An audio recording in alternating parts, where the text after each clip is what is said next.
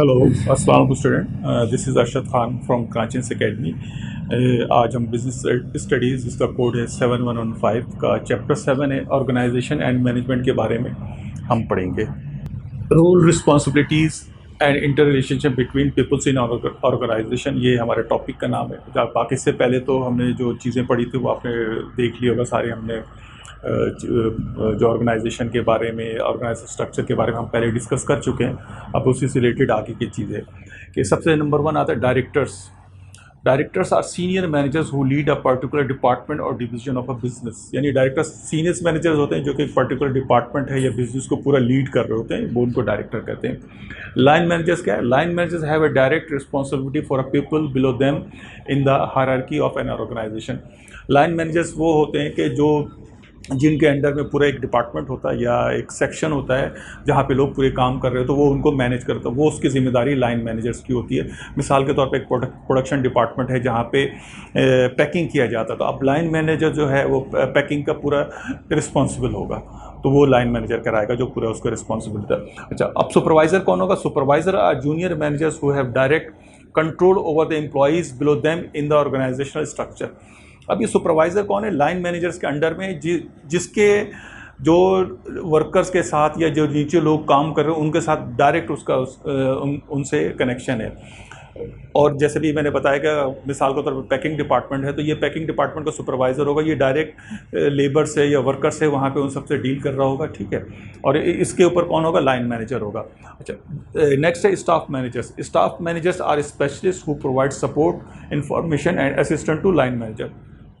अच्छा, staff managers कौन होते हैं? जो ऑफिसेज में बैठे हुए, जो पूरे प्लानिंग कर रहे हैं। फाइनेंस के लोग हो गए, कॉस्टिंग के लोग हो गए, प्लानिंग के लोग हो गए, मार्केटिंग के लोग हो गए। ये सब क्या स्टाफ मैनेजर्स हैं जो कि एक ऑफिस में बैठ के काम कर रहे होता है, और वो सारा डाटा, सारी इन्फॉर्मेशन किसको? लाइन मैनेजर्स को दे रहे होते हैं। मिसाल के तौर पे अगर एक प्रोडक्शन प्लानिंग मैनेजर है, पीपीसी मैनेजर, तो वो लाइन मैनेजर्स को देगा कि हाँ भाई, आपको ये इतनी प्रोडक्शन करनी, इस शिफ्ट में करनी, ये करनी। वो प्रोडक्शन इन्फॉर्मेशन है वो लाइन मैनेजर सुपरवाइजर्स को देगा कि हाँ भाई, आप नीचे डाउन द लाइन जाओ और तमाम वर्कर्स को बताओ कि किस शिफ्ट में कितनी प्रोडक्शन क्या करनी है, कैसे करनी। तो ये एक रोल और रिस्पॉन्सिबिलिटी के हवाले से हमने बताया क्या है। अब एक और हमारा बड़ा इंपॉर्टेंट टॉपिक है the role and function of manager, कि मैनेजर का क्या रोल होता है, क्या फंक्शन होता है मैनेजमेंट का या मैनेजर्स के। अच्छा, अब जैसे बताया कि all organisation including business have managers, they may not be called managers because different titles can be used. कि हर ऑर्गेनाइजेशन में, हर बिज़नेस में मैनेजर्स होते हैं और उनके अलग अलग एक टाइटल होते हैं, मगर देखा जाए मोर और लेस उनका काम वही होता है कि चीज़ों को मैनेज करना और काम लेना, जिसको हम आगे डिटेल से पढ़ेंगे, यानी role and function of management. Number 1 है प्लानिंग। सबसे अहम और सबसे स्टार्टिंग मैनेजमेंट का काम है वो प्लानिंग है। प्लानिंग क्या चीज़ है? Planning for the future of the organisation involve setting aims और टारगेट। प्लानिंग क्या चीज़ है? आप फ्यूचर्स के टारगेट या गोल ये पूरा बनाते हैं कि मिसाल के तौर पे इस साल हमें कितनी प्रोडक्शन करनी है, इस साल हमें कितनी सेल्स करनी है। तो सबसे पहला काम मैनेजर्स का ये होता है कि उसको प्लान कर रहा होता है। These aims are target will give the organisation a sense of direction of purpose. ये जितनी भी ये टारगेट्स होते हैं, ये एक तरह से और एम जो होते हैं ये ऑर्गेनाइजेशन के, ये लोगों को एक सेंस ऑफ डायरेक्शन और पर्पस दे रहे होते हैं, क्योंकि उनको पता होता है कि ठीक है जी, हमें इतनी चीज़ें बेचनी है या इतनी चीज़ें हमें प्रोडक्शन करनी है।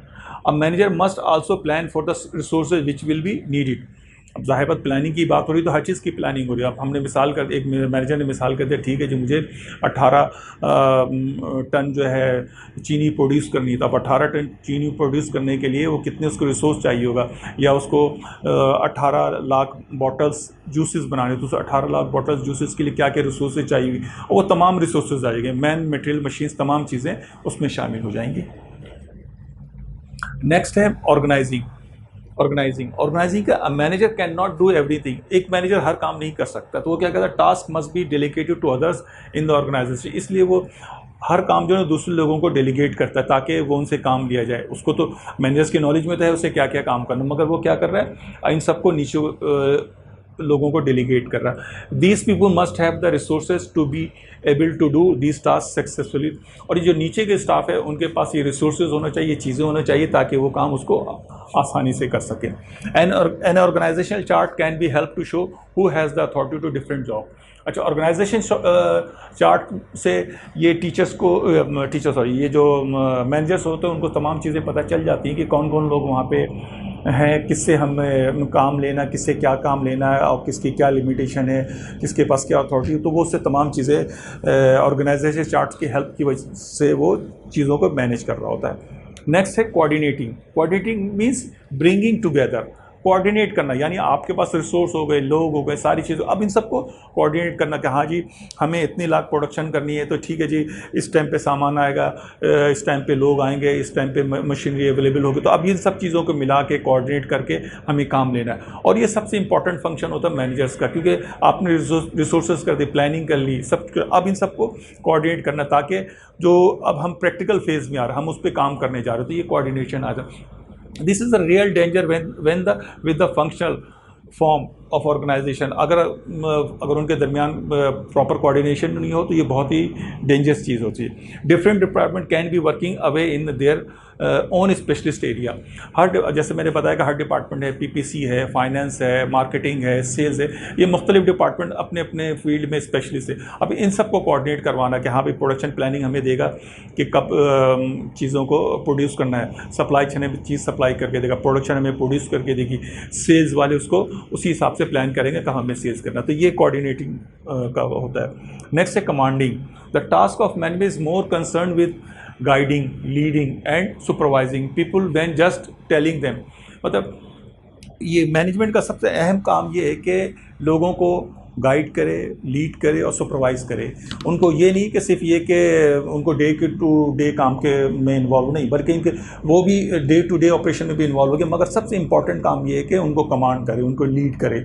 Managers have to make sure that all supervisor and workers keeping to the target and the deadlines. ये मैनेजमेंट का काम है कि वो ये इंश्योर करे कि तमाम स्टाफ, वर्कर्स और जो भी लोग हैं वो सब इसको तमाम उनके जहनों में और उनके पास टारगेट और डेडलाइंस हो। Instruction and guidelines must be provided by managers and it is also their responsibility to make sure that the task are carried out by the people below them in the organisation. ये इस commanding में काम होगा कि हम ये instruction उनको दें और ये इंश्योर करें कि इंस्ट्रक्शन को प्रॉपर फॉलो किया जाएगा और उसको ट्रू स्पिरिट में उस पर अमल किया जाएगा। नेक्स्ट है controlling. Controlling this is a never ending task of management. Controlling मतलब किस तरह से चीज़ों को कंट्रोल करें कि हमने जो टारगेट दिया कि मिसाल के तौर पे हमने डेली प्रोडक्शन का टारगेट दिया कि भाई 5000 टन डेली शुगर प्रोड्यूस होगी या 5000 बॉटल्स डेली प्रोड्यूस होगी। ये हमने एक टारगेट तो दिया, अब उसको हम कंट्रोल करते हैं कि भाई किस तरह से आए कि वो प्रोडक्शन पूरी हो रही नहीं हो रही, सारी चीज़ें हो रही हैं। ठीक है, work of all and groups to make sure that they are on target. If it seems that certain groups are failing to do what is expected of them, then managers may have to take some corrective actions. Controlling में ज़ाहिर हमने production का plan कर लिया कि 5000 ton बनाना है या 5000 bottles बनानी है, तो हो सकता है किसी वजह से रॉ मटेरियल की शॉर्टेज जो स्टाफ का कोई प्रॉब्लम हो या मशीन के ब्रेकडाउन हो, कोई भी ऐसी चीज़ आ सकती है। तो वो अभी कंट्रोलिंग में हम उसको देख रहे होते हैं कि आया कि ये हमारी प्रोडक्शन कम हुई तो क्यों हुई, उसके रीज़न पे जाते हैं, फिर हम उसको जाके करेक्टिव एक्शन लेते हैं। जब उस करेक्टिव एक्शन लेते हैं तो फिर हमारा वो काम सही से आगे बढ़ता है। डेलीगेशन है, this means giving a subordinate the authority to perform particular task. हमने ज़ाहिर जैसे बताया कि मैनेजर जो है तमाम काम खुद नहीं कर सकते, मतलब ये कि उनके पास तो एक मेन टास्क होता है, मगर वो क्या करते हैं दूसरे लोगों से काम करवाते हैं। दूसरे लोगों से काम करवाने को हम कहते हैं डेलीगेट करना। आप अपने सबऑर्डिनेट को काम देते हैं, बताते हैं, ट्रेनिंग देते हैं ताकि वो काम कर सकें। अच्छा, अब डेलीगेशन के कुछ एडवांटेजेस भी हैं। नंबर 1 क्या है, manager can not do everything themself. ज़ाहिर मैनेजर हर काम खुद नहीं कर सकता है, तो ये एक डेलीगेशन करने से उसके काम में इजाफा हो जाता है। Managers are less likely to make mistakes if some of the task are being perform by their subordinates. अब ज़ाहिर उसके सबऑर्डिनेट काम कर रहे हैं तो वो उनको चेक कर लेगा, तो ये आसानी होगी कि वो काम आराम से आगे बढ़ सकता है। Managers can measure their success of their staff easily. ज़ाहिर बात अब जब आप नीचे लोगों को डेलीगेट करेंगे काम, तो आप लोगों को जज भी कर सकते हैं कि हाँ भाई आया कि ये जो मेरा स्टाफ है, ये मेरा सबऑर्डिनेट है, ये कितना पोटेंशियल है, इसको मैंने जॉब दिया तो इसने टाइमली और बड़े अच्छे तरीके से पूरा किया। तो ये आपको एक बहुत अच्छा टूल भी प्रोवाइड कर रहा होता अपने नीचे सबऑर्डिनेट्स को चेक करने का। अच्छा, advantage of delegation to subordinate, अगर सबऑर्डिनेट्स पे अगर हम आते हैं उनको क्या फ़ायदा है, the work becomes more interesting and rewarding. ज़ाहिर बात जब मैनेजमेंट ये आपके जो सबऑर्डिनेट्स उन्हें पता चलता है कि ठीक है हमें काम मिला, तो वो बड़े खुशी खुशी कर रहे होते हैं और उनको पता होता है कि हम अच्छे तरीके से काम करेंगे तो इसका रिवॉर्ड भी मिलेगा। एम्प्लॉयज़ फील्स मोर इम्पॉर्टेंट, और एक टॉप मैनेजमेंट से या सीनियर मैनेजर से जब कोई काम डेलीगेट होता है तो उनको फिर सबऑर्डिनेट्स उनको भी अच्छा फील होता है कि हाँ ठीक है हमें इस काबिल समझा गया कि हमें ये काम दिया गया है। ठीक ना। Delegation help to train workers, delegation करने से ये होता है कि हम एक नीचे टीम भी अपनी तैयार कर रहे होते हैं जो इन सब चीज़ों को काम करें, सीख रहे कि हम एक समझ ऑटोमेटिक कि हम टीम भी डेवलप कर रहे होते हैं कि ठीक है अगर हमने नीचे लोगों को डेलीगेट करना शुरू किया तो ज़ाहिर पर डेलीगेट जब आप कर रहे होते हो तो उनको गाइड करना होता है, उनको बताना होता है, तो क्या होता है वो खुद ब खुद एक लोग ट्रेन भी हो रहे थे और आगे फ्यूचर में आपके काम आ रहे होते हैं। Why might a manager do not delegate, बाज़ दफ़ा मैनेजर्स जो है रिलक्टेंट होते हैं कि यार हम अगर डेलीगेट नहीं करेंगे। उसकी वजह क्या होती है, बाज़ दफ़ा मैनेजर्स ये समझते हैं कि यार अगर हमने नीचे ये सबऑर्डिनेट्स माइट फेल, अगर वो मैनेजर जो इस वजह से भी नहीं डेलीगेट करते हैं कि उनको पता है कि अगर उनके सबऑर्डिनेट अच्छा काम नहीं कर सकेंगे तो वो उनके लिए एक समझ लीजिए शर्मिंदगी का बायस बनेगा, तो वो कोशिश करते हैं कि खुद कर लें, इस वजह से लोग डेलीगेट नहीं करते। दूसरी एक और वजह ये होती है कि मैनेजर ये समझते हैं कि अगर हमने डेलीगेट कर दिया अपने सुपरवाइज़र को, सबऑर्डिनेट को, और उसने वो अच्छा काम कर लिया तो फिर ऐसा नहीं हो कि लोग उसकी तारीफ़ करने लगे या उसको इम्पोर्टेंस देने लगे सबऑर्डिनेट को इंस्टेड ऑफ मैनेजर्स। वाई एक और है, why is it important to have a good managers, क्यों हम हमारे पास हमारे ऑर्गेनाइजेशन में बिजनेस में अच्छे मैनेजर्स, गुड मैनेजर्स, इसकी ये 5-6 रीज़न है। नंबर 1 है टू मोटिवेट एम्प्लॉयज़, अच्छा मैनेजर होगा, वेल ग्रूम्ड होगा, वेल ट्रेंड होगा, वेल एजुकेटेड और एक्सपीरियंस मैनेजर होगा तो क्या वो एम्प्लॉयज़ को मोटिवेट करेगा हमेशा। फिर to give guidance and advice to employees as to manage their work, जब कभी स्टाफ को, सबऑर्डिनेट्स को कोई गाइडेंस चाहिए होगी, कोई इंस्ट्रक्शन चाहिए होगी तो वो उनको गाइड करेगा। नेक्स्ट है to inspire employees they manage to achieve more than they thought possible, लोगों को मोटिवेट करेगा जैसे पहले का, उसके साथ साथ उनको इंस्पायर भी करेगा कि यार आप जो है ज़्यादा काम करने के अहल हो। मिसाल के तौर पे एक जो सुपरवाइज़र एक डिपार्टमेंट है वो अगर 500 प्रोडक्शन 1 घंटे में कर रहा था तो वो उनको अच्छी गाइड्स करके लोगों को मोटिवेट करके हो सकता है वो 550 तक वो चीज़ों की प्रोडक्शन करवा सकता है। To keep cost under control, और एक और बहुत इंपॉर्टेंट चीज़ है कि वो कॉस्ट को कंट्रोल करके रखेगा। ज़ाहिर है जितनी कॉस्ट कम होगी, हमारी प्रोडक्शन कॉस्ट कम होगी, उतना ही हमारे लिए बेनिफिट होगा, हम उतनी कंपिटिटिव होंगे मार्केट में, हमारी चीज़ आराम से सेल हो सकती है। To increase profitability of the business की प्रॉफिटेबिलिटी बढ़ेगी, हम ज़ाहिर है जब हमारी प्रोडक्शन बढ़ेगी, हमारे कॉस्ट कम होगी, हमारे क्वालिटी प्रोडक्ट होगी, टीम अच्छी होगी, तो बिज़नेस को खुद एट द एंड इसका बिज़नेस पे बहुत अच्छा असर पड़ेगा। नेक्स्ट है लीडरशिप।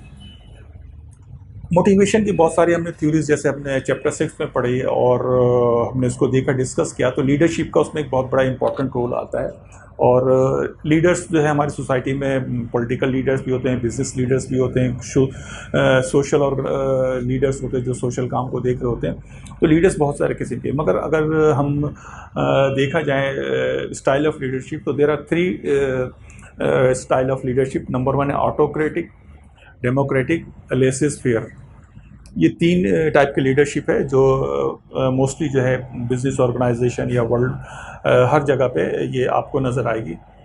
नंबर 1 है ऑटोक्रेटिक लीडरशिप। ऑटोक्रेटिक लीडरशिप जैसे नाम से पता चल रहा है, is where manager expect to be in charge of the business. यहाँ पे मैनेजर खुद अपने आप को सब कुछ समझ रहा होता है, वो बहुत ही कम नीचे इन्फॉर्मेशन दे रहा होता है और वो चाह रहा होता है कि जो मैं ऑर्डर दूँ वो काम खुद ब खुद हो जाए। ये ऑटोक्रेटिक किस्म का होता है। They tell employ only what they need to know, वो सिर्फ उनको वही चीज़ बताता है जिसकी उनको ज़रूरत हो, बाकी हर चीज़ पे उनको नहीं जाता है। और ये एक समझ लो वन वे टाइप का कम्युनिकेशन होता है, इसमें सिर्फ मैनेजर्स अपनी बता रहा होता है चीज़ें, बाकी नीचे से लोगों से फीडबैक नहीं ले रहा होता। नेक्स्ट है डेमोक्रेटिक लीडरशिप। ये ऑटोक्रेटिक का बिल्कुल अपोजिट है। डेमोक्रेटिक लीडरशिप है, ये तमाम टीम को लेकर चलता है, जब भी कोई काम कर रहा होता है तो प्रॉपर इन्फॉर्मेशन दे रहा होता है और कंप्लीट इन्फॉर्मेशन दे रहा होता है, बिजनेस प्लान डिस्कस कर रहा होता है और सारी चीज़ें कर रहा होता है ताकि अपनी टीम को, अपने लोगों को कॉन्फिडेंस मिले, वो उस हिसाब से आगे काम करे। और फिर इससे ये फ़ायदा होता है कि फिर वो लोग उसको जो नीचे की जो टीम होती है वो भी उनको अच्छा फीडबैक दे रही होती है, फिर उस हिसाब से फिर वो आगे काम कर रहे होते हैं। नेक्स्ट है लेसिस फेयर लीडरशिप। ये लेसिस फेयर लीडरशिप, ये वर्ड जो फ्रेंच वर्ड है, इसका मतलब लीव टू डू। इसमें ये होता है कि मैनेजर जो है अपनी जो लीडरशिप है, लीडर जो है वो आपको जस्ट एक चीज़ें डिटेल बता के छोड़ देता, बाकी वो तब आप खुद करो। जिसका French word to leave to do tends to make the broad objective, उनको ब्रॉड ऑब्जेक्टिव बना देता है बिजनेस के क्या क्या है, but they are left to make their own decisions. और वो खुद ही उन पे छोड़ देता है कि आप वो खुद ही डिसीजन लें, खुद ही करें सारी चीज़ें, उनको कुछ नहीं बताता। This style of leadership by a manager can vary depending upon employees being dealt with and the problem to be solved। ये उस किस्म के स्टाइल लीडरशिप का स्टाइल है जहाँ पे समझ लिया आपकी टीम बहुत अच्छी हो और उनको सब पता हो, वरना अगर टीम आपकी अच्छी नहीं होगी तो इस लीडरशिप में आपको बहुत नुकसान उठाना पड़ेगा, क्योंकि इसमें आप तमाम की तमाम चीज़ें अपने टीम पे छोड़ देते कि टीम जैसा बताएगी और वो टीम खुद ही अपने आप से करेगी। Trade unions is a group of employees who have joined together to ensure their interests are protected। Trade union यानी एक ग्रुप ऑफ पीपल, जो एम्प्लॉयज़ होता है, ताकि वो एक साथ हो जाते हैं, अपने जो उनके इंटरेस्ट होते हैं, जो उनके जो राइट्स होते हैं, उसके लिए सब ये एक लोग हो जाते हैं ट्रेड, और वो ट्रेड यूनियन की सूरत इख्तियार कर लेते हैं। टुडे और ट्रेड यूनियन जो है पूरी दुनिया में पाए जाते हैं। ज़्यादातर जितने भी आप डेमोक्रेटिक कंट्रीज़ है अदर देन कम्युनिस्ट ममालिक को छोड़ के हर जगहों पे है, यूएस में भी है, पापा न्यू गिनी में भी है, पाकिस्तान में भी है, और बहुत सारे ममालिक में ट्रेड यूनियन है। अच्छा, ट्रेड यूनियन का फ़ायदा क्या होता है लोगों को? क्या नंबर वन है कि strength in numbers when negotiating employers.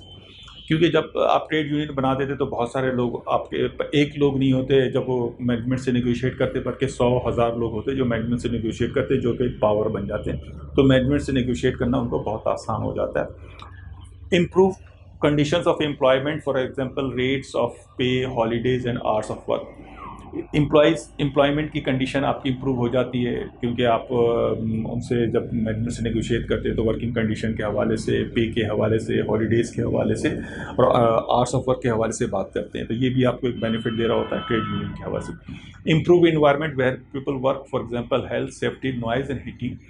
आप जब ट्रेड यूनियन के थ्रू आप जो है अपने मैनेजमेंट से बात करके वहाँ पे जो वर्किंग एनवायरनमेंट है उसको आप इम्प्रूव कर सकते हो, सेफ्टी के हवाले से, नॉइस के हवाले से और हीटिंग के हवाले से आप चीज़ों को इम्प्रूव कर सकते हैं।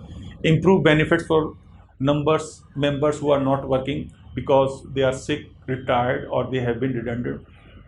इम्प्रूव बेनिफिट्स आप अपने मेंबर्स के लिए ले सकते हैं ट्रेड यूनियन के थ्रू, कि जो वो लोग जो बीमार हो गए या काम नहीं कर सकते हैं या रिटायर हो गए, तो वो ट्रेड यूनियन की वजह से उनको काफ़ी फैसिलिटीज़ मिल जाती हैं। इम्प्रूव जॉब सेटिस्फेक्शन, क्योंकि ट्रेड यूनियन के थ्रू आपको ट्रेनिंग भी दी जाती है और बहुत सारी इस तरह की फैसिलिटीज़ होती है जिससे कि आपको जॉब रोटेशन हो गया, जॉब इन्हांसमेंट, जॉब इनलार्जमेंट वगैरह के भी चांसेस मिलता है, जिससे कि आप मोटिवेट फील करते हैं। एडवाइस और financial support if a members think that they have been, आपको फाइनेंशियल सपोर्ट और एडवाइस भी मिल जाती है, क्योंकि एक ट्रेड यूनियन को पता होता है कि क्या क्या फैसिलिटीज़ कंपनी दे सकती है, तो वो आपको हेल्प करती है जब कभी भी इस तरह की ज़रूरत आपको महसूस होती है।